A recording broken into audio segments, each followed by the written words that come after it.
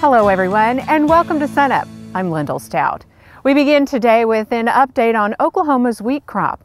We're joined here in the field with Jeff Edwards, our small grains extension specialist. And Jeff, we're here at the end of March and it's been pretty cold overnight. We have had some cold nights and it's a cause for concern. Generally, freeze events during March aren't quite as devastating as the ones we have in April. The plant is still young enough now that if we lose some of the main tillers, some of the secondary tillers can come on and compensate to a certain extent.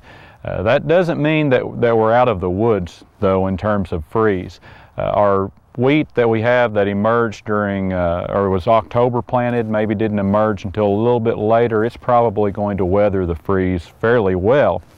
Our larger wheat that had moisture, got pretty growthy, that's where we're concerned about freeze injury. And there's certainly the potential for freeze injury out there. The problem is we won't really know until a week to 10 days after the freeze event whether or not we have injury. So if you can find something else to do for a week or 2 weeks, that would be the best thing to take your mind off of it, because we really can't make a call until 7 or at least 10 days after the freeze event. Okay, what kind of advice do you have as far as checking that wheat? Well, we can take a look in some wheat here on station that was sown in early to mid-September. This variety is Billings, which is one of our earlier maturing varieties. So you're going to want to cut some plants off at the soil surface and look for the largest plants out there. Now, we have some wheat around the state that is probably this far advanced. This probably would have been grazed in a farmer's field, but I bet we have some wheat out there that is this far along. Okay, so we're going to split the stem open, and we see a lot of hollow stem here below the developing grain head, so we were pretty far above the soil surface. And right there is the developing grain head. And as you can see, it was probably 4 or 5 inches above the soil surface. The temperatures reported on the news are generally measured at 1 or 2 meters above the soil surface, so it may not be quite as cold here in a thick canopy of wheat that was insulated. This grain head still has kind of a green color to it, still looks healthy. Whenever you hit it with your knife there, it still stays intact. Now, if we were looking at freeze injury, in a couple of weeks from now, what would happen is this would be a very whitish color, that green would be gone, and whenever you flicked it with your knife there, it would fall off. So you're looking for a whitish color, and we can put some pictures up online to show people what to look for. And hopefully we're not going to see a lot of that. Even in these plants, if we lost these largest tillers, some of the secondary tillers would come on and make something. Now, if we had the same thing happen 2 or 3 weeks from now, that wouldn't be an option. we'd be a goner in terms of the wheat crop right here. And as we all know, we've been in long-term drought for a while now, but we've gotten some decent moisture. How is that impacting the crop overall? And until we had this freeze event, it had everything looking a lot better. We have some areas with a good profile of subsoil moisture. We have other areas that are still just barely holding on, but they're looking better than they were. We've seen a few problems emerge. We've had some brown wheat mites out in the fields, a few aphids here and there, so growers still need to be checking those fields and be diligent and stay on top of any insect problems. And we have seen a few foliar diseases starting to pop up. Okay. And for more on those diseases, we turn now to SUNUP's Dave Deacon. With a positive start, the wheat crop across Oklahoma is maturing nicely. But as we get moisture, possible complications in the field start to rise. Bob Hunger examines a patch of wheat near Apache, Oklahoma, and helps producers consider fungicides. If you take a look at a field like this one, and from the surface, if you're just driving by on the road, it looks nice and green and healthy, and it is on the surface. But in a field like this, you have to go down to the soil to see what is occurring in this field. And of course, this is a no-till field, and so on the soil surface, you have the residue from last year. And that residue of course that crop would have been infected with tan spot, and then you get the residue with these black resting bodies resulting that contain the spores of the fungus that causes tan spot. Over the fall and winter, those mature, and then when you get into February and early March, the spores started to be released from that infected the lower leaves and will continue to move up the canopy if there's enough moisture and the right temperature conditions. With spring moisture, the movement of tan spot and other diseases can be prevented with the use of fungicide, if applied early enough.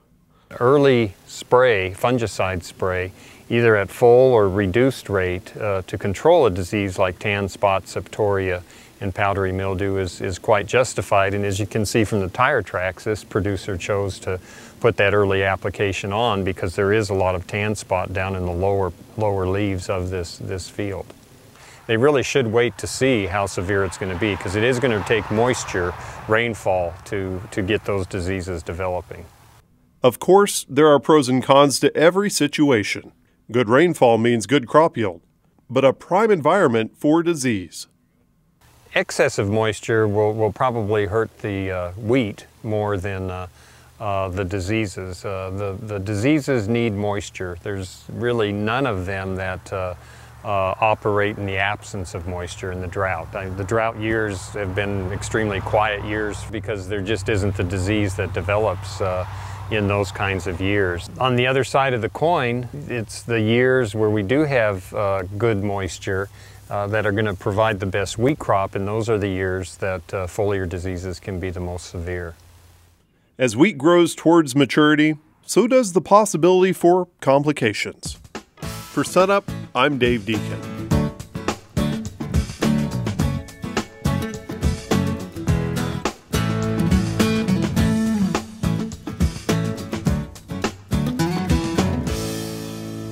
Hi, I'm Al Sutherland with your Mesonet weather report. Tuesday morning, March 26th, was a cold one in Oklahoma. The cold temperatures dropped into the teens, not only in the Panhandle, but across much of western, north central, and northeast Oklahoma. Consider these lows from northern locations: Beaver 12 degrees, Kingfisher 14, Bristow 17, and then some southern Mesonet sites: Mangum 15 degrees, Apache 13, Sulphur 17. It was a cold morning whether you were in the north or south. The hours below freezing from March 21st through March 27th really added up too. Boise City had 62 hours below freezing, the most. Durant in the far south had 13 hours, the lowest number of hours below freezing. A graph of air temperature for Mangum shows how the air temperature dropped below freezing just after 10 p.m. and didn't get back up above 32 degrees until 9 a.m. the next morning. Remember, Mangum hit a low of 15 degrees Tuesday morning. The graph also shows that just 5 days earlier, on March 21st, the daytime high was above 80. Freeze events like this in late March put Oklahoma's wheat at risk for freeze damage. Farmers will be assessing their fields in the days to come to check for injury. For cattle, wind added to the cold air temperature to drop cattle comfort index values to single digits for many Oklahoma locations. In the Panhandle and Northwest, values were typically below zero. The apparent temperatures for us humans wasn't quite as cold, but still single digits in the purple areas for Tuesday morning and mostly in the teens in the blue areas. Last weekend's rain event didn't net us much moisture. A map from Thursday, March 21st through Wednesday of this week shows that rainfall of more than 3/4 of an inch was limited to a few scattered green areas in eastern Oklahoma. A positive note this spring are the green areas of wheat and grass that show up on a map of visual greenness from Monday. That green growth is not only something farmers can look forward to harvesting, but it helps hold down the fire danger. A map of the burning index from Wednesday afternoon shows how some areas without wheat or green growth have a much higher fire danger. Dead grass stems dry out quickly with our spring winds. The bright red areas on the map have index values over 80. Dividing that number by 10, a fire could have a flame height of over 8 feet at the head of the fire. Compare that with green areas with potential flame heights of no more than 2 feet if a fire got started. Now we just need more rain to keep this growth going through the spring. Thanks for joining us. We hope you'll be with us again soon for another Mesonet weather report.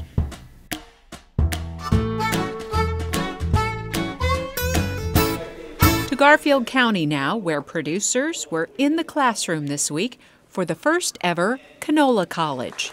Has some excellent programs about canola production, canola wheat rotations, pest management, increase in your productivity, trying to get that next 10 bushels, and then some of the basics agronomy. So there's a lot to offer the farmers. More than 250 producers took part, with the overall goal to improve yields at harvest and increase the bottom line. So that learning, the extension portion is very beneficial to the farmers to make sure they have a good, profitable crop. And the profit margins will likely get a boost with a new canola processing plant. Oklahoma is just a great region for growing winter canola. North Star Agri-Industries, based in North Dakota, is planning to build a full-scale operation just east of Enid to service growers from Texas to Kansas and beyond. When you're dealing with 2,000 tons a day, you're dealing with a lot of material that has to be transported in and out. So we're on a major rail line here, the BN, and we've got access to natural gas and water. So those are sort of the three big factors for locating a plant. Company leaders say the proposed plant will create 55 jobs with a $3.5 million annual payroll. It will handle all stages of canola production. He'll dump the canola, we'll crush it and refine it. So out of our plant will come oil that's ready to be used on the table, or for cooking oil, for salad oils, any of that.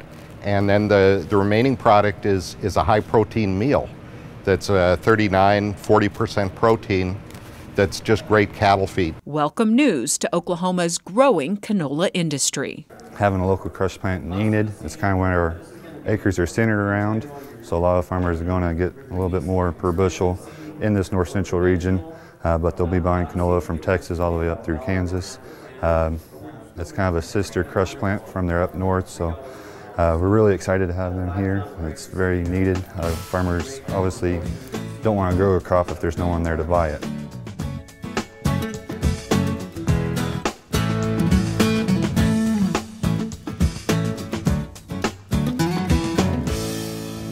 Hi, welcome to Shop Stop. Today we want to talk about transferring a pattern off of one piece onto another. Now we've got two pieces of sheet metal here, and it doesn't have to be sheet metal, it can be any shape. You know, we just use this because it's convenient, but we've got one that has an irregular pattern to it, and I've just got this bluing die on here so you can see where the traces are. So if you're in a situation where you can't actually get the piece over the top and trace it, you know, straight from the piece, then you can clamp both of the pieces down where they're immobile and then transfer it with the divider to follow the pattern and mark on the other piece at the same time. Okay, you just set your divider up at whatever width you need. You'll figure this out once you see how this is operating, and you just take the divider and follow the irregular piece like so, and as it goes along it traces exactly the same shape over on the dyed piece. Now you can take this piece on the line and cut out your pattern that you wanted. And that's how you transfer irregular shapes to another sheet. We'll see you next time on Shop Stop.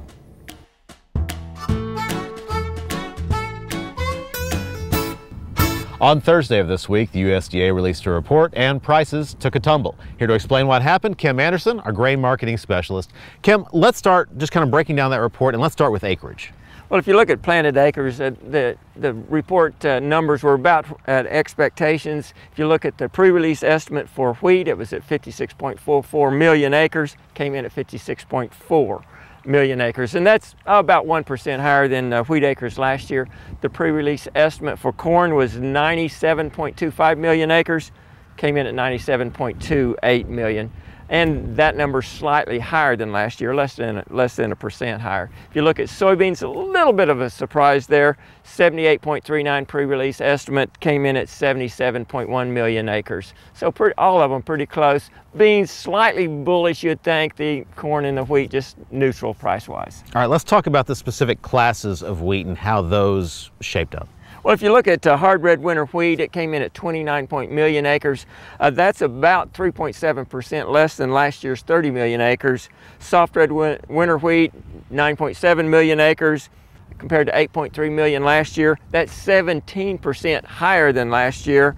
And hard red spring wheat acres, 12.1 million acres compared to 11.4 million acres last year, up 6%. So higher in the spring wheat, like we've been talking about the last few weeks. Hard red winter wheat acres slightly less. The spring wheat and the soft red winter higher, and you blend those two together, you can offset some of this lower hard red winter wheat production. All right, let's talk about the stock side of the report. Well, there's where the negative prices came in. The stocks were a big surprise. They came in above expectations. You look at wheat, they were expecting those stocks to come in at 1.18 billion bushels. They came in at 1.25 billion bushels, or 1.24 billion, right in there. Corn, they was expecting a little over 5 billion bushels, came in at 5.4 billion. Soybeans, 940 million bushels, came in at 1 billion. All significantly higher than the market expected, and that's why you saw corn limit down, wheat down 44-45 cents, soybeans down 40 to 45 cents. We've got more product, more commodity in the bin than we thought we did. All right, now all the talk this week has been about the freeze. What are we seeing there? Well, the plant and soil scientists say that it's going to be 10 days to 2 weeks before they can figure out what's going on. You talk to the producers, they're asking the questions, but just kind of listening between the lines and reading between the lines, the wheat that's got the early planted wheat that's got good growth on it, that's got good moisture, that had jointed, then it's got some damage on it. We know there's going to be some damage. How much we're going to have to wait and see, and the weather's going to be determinant in that. It's probably going to depend on wheat like this, the later developing wheat for the Oklahoma crop, and this wheat right here will determine how close to an average crop. I think given the drought, given the dry conditions of the soil, given that the 90-day forecast is for average precipitation but above average temperatures. Above average temperatures normally come with wind. You got a little bit of moisture in the soil, but the top's getting dry and the bottom's dry, and it's going to suck it out both sides. The odds are against an above average crop in Oklahoma this year, or even an average crop as far as that goes. Now you put all that in context, you think all that together, and we've seen what the prices have done this week. Where's the support? Well, if you look at the Kansas City Board of Trade July contract, which is the one I've been watching, we were talking about resistance at 775 and possibly breaking that, maybe 780 and going up to $8 depending on this report. Well, this report was negative. We popped right through that 750 and 740 report. Our next support is down around $7.30. If we break that next week, and I think it's going to be, it's going to take a day or two for the market to figure out how much product we really have in the bin. So Monday and Tuesday of next week, I'm saying Tuesday, if it's below 730, we're going to go down to 7. I don't think we'll go below that because we've got problems with the hard red winter wheat. Going back up, it's got resistance probably at 750. So anywhere from 730 to 750. Above it, then we can come back up to the 775 level. Break 730, we're going to 7. All right, good information as always. Kim Anderson, our grain marketing specialist here at Oklahoma State University.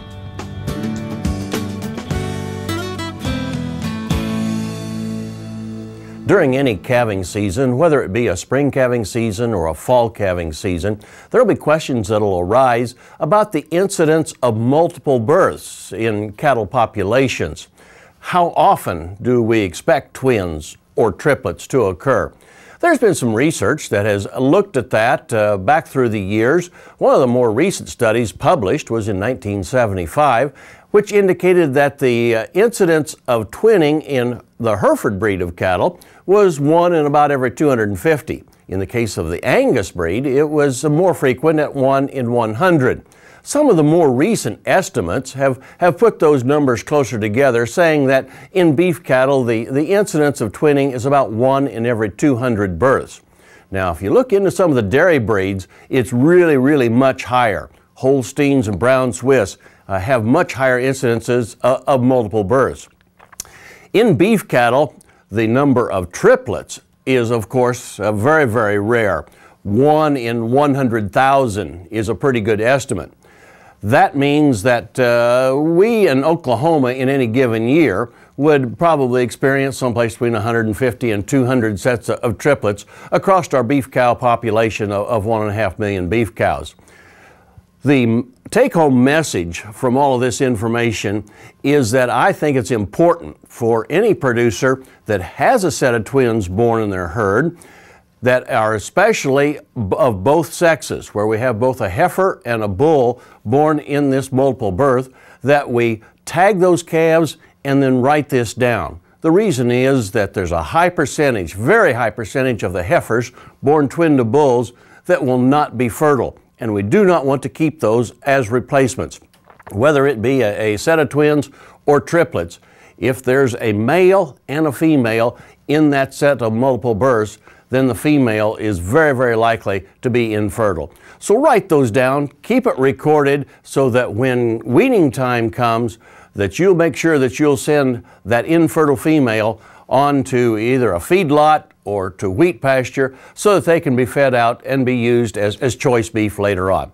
Hope this gives you a little better idea of the impact of multiple births can have on your herd.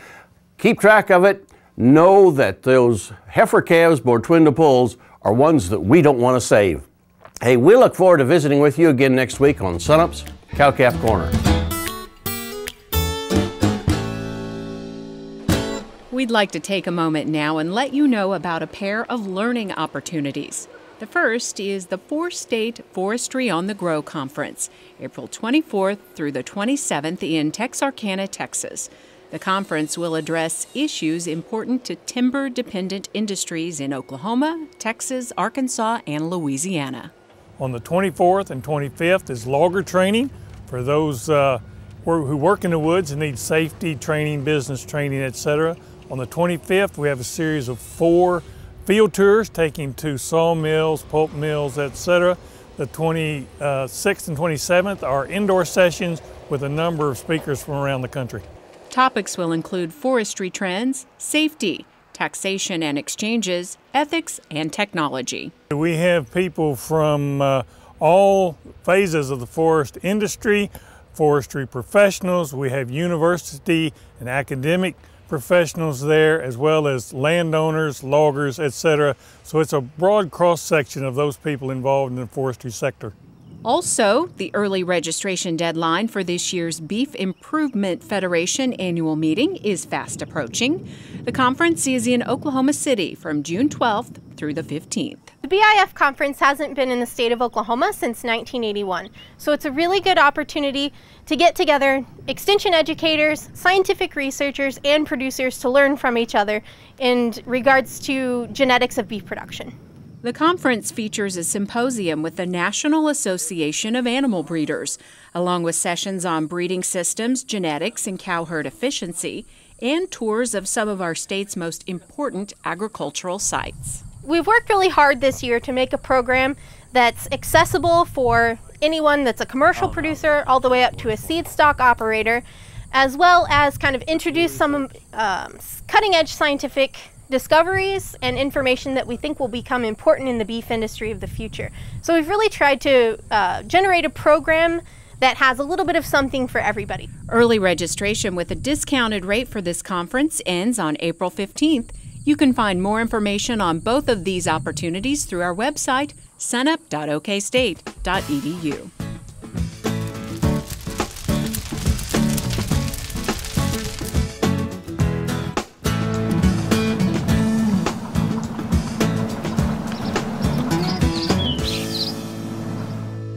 Feral hogs are known to produce quite a bit of damage, and oftentimes if landowners aren't seeing large areas that are rooted up, they may think that they don't have any more pigs on their property. But there are some subtle cues that you might look for to alert you that there are still feral hogs on your property.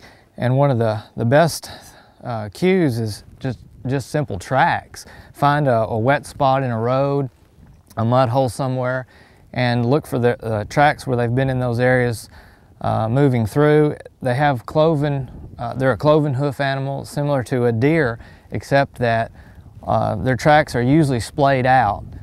Even when it's not really wet soil, they'll be splayed out more so than deer typically will be. And also, deer hooves are much more pointed at the end, whereas hog tracks are quite a bit more rounded. And so while there are similarities, you can tell them apart if you have enough tracks that are well defined. So if you'd like to know exactly how to compare these tracks, you can go to SUNUP's website, and we have photos there that you can compare the two between whitetail and feral pigs.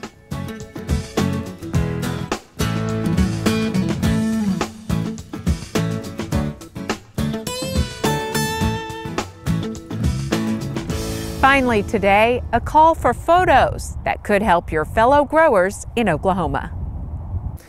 Every year I put out a nutrient deficiency photo contest. I request people to send me images of plants that showing some kind of nutrient deficiency with a little bit of explanation.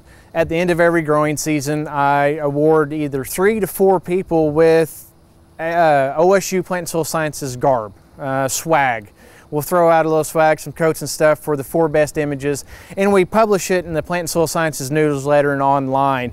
And these stories and images really give good definitions and good opportunity for people to learn what it looks like and the different deficiencies. I also ask for permission to use these photos for extension and teaching purposes, and they're great in-class opportunities and in-field opportunities for learning.